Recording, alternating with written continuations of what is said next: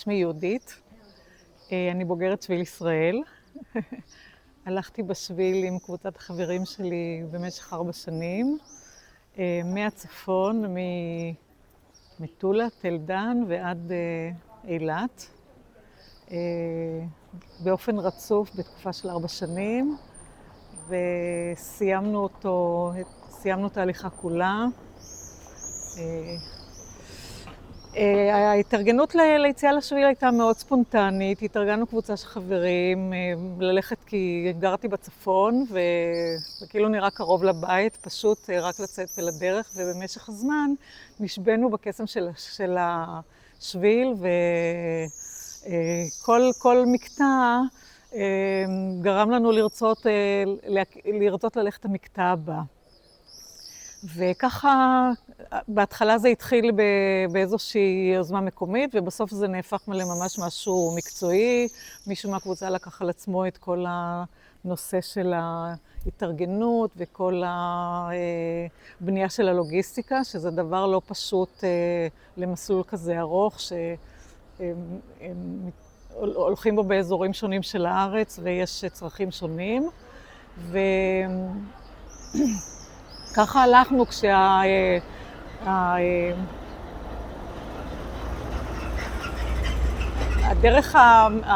הדרך שאפיינה אותנו זה שקודם כל אנחנו מדריכים את עצמנו, ולכן הצטיידנו בספרות מקצועית. ודבר שני, הכל אנחנו עושים בכוחות מקומיים, אנחנו לא נעזרים בשירותים מקצועיים, אנחנו נעזרנו בשירותים מקצועיים רק להסעות ולהקפצות, אבל כל השאר היה ממש התארגנות פרטית שלנו.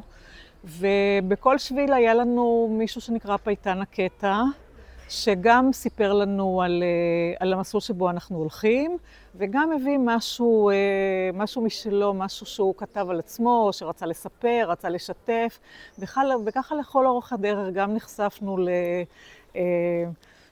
אוסף של קטעים על ארץ ישראל, על המסלולים שהיינו הולכים, וגם למדנו להכיר אומנם אנחנו הכרנו אחד את השני, אנחנו חברים, רובנו, והכרנו פחות או יותר, אבל אתה אף פעם לא נחשף תמיד למי האנשים באמת, מי האנשים עד הסוף, והשביל נתן לאנשים הזדמנות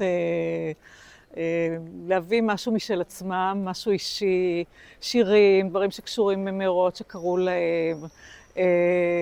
היו קבוצות שאפילו ארגנו, כתבו כל מיני שירים ושרו ביחד, בכל מיני קטעים עשינו הופעות, הבנים הופיעו ואז הבנות הופיעו, וממש נוצר לנו הוואי מאוד מיוחד של הליכה.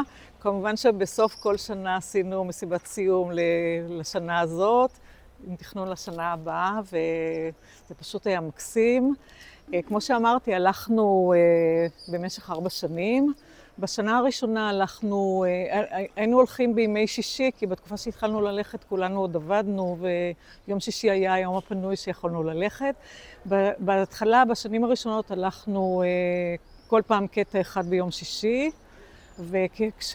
כשירדנו לדרום, התחלנו ללכת יומיים ברציפות, ובנגב ממש כבר התחלנו ללכת 3 ימים ברציפות. זאת אומרת, היינו יורדים, כי הלוגיסטיקה היא כל כך מורכבת, שזה ממש היה חבל להשקיע כל כך הרבה הלוגיסטיקה בשביל פרק הליכה קצר. המסלול של שביל ישראל הפגיש אותנו עם נופים ועם מקומות שלא היינו מגיעים אליהם בדרכים אחרות. חלק מהשבילים אמנם הולכים בשבילים מוכרים, אבל גם היו מקומות חדשים שלא הכרנו, ואני מחשיבה את עצמי כן אחת שמטיילת ומכירה שבילים. נחשפנו לתוואי נוף נהדרים, למקומות מאוד מיוחדים, הכרנו יישובים, פשוט מסלול מקסים ביופיו, ומכיוון שהארץ שלנו היא קטנה, אז מהר מאוד המגוון הנופי השתנה, וגם הלכנו שנה שלמה, אז גם עונות השנה באו לידי ביטוי בהליכה בדרכים האלה, וזה פשוט היה אושר מכל הבחינות, גם מבחינת ההזדמנות להכיר את האנשים לעומק מהם, גם להכיר את ארץ ישראל ואת הנופים לא כל כך קרובים לבית ושאנחנו לא מכירים בדרך כלל.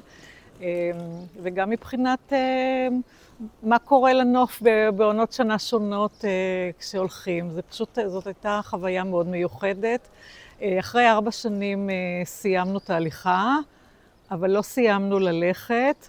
הפכנו לקבוצת הולכים שהמשיכה ללכת, ואנחנו מאז ממשיכים ללכת, אנחנו הולכים כבר 15 שנה, ונהנים מאוד מאוד מההליכה ומהחברות שנוצרה בעקבות שביל ישראל.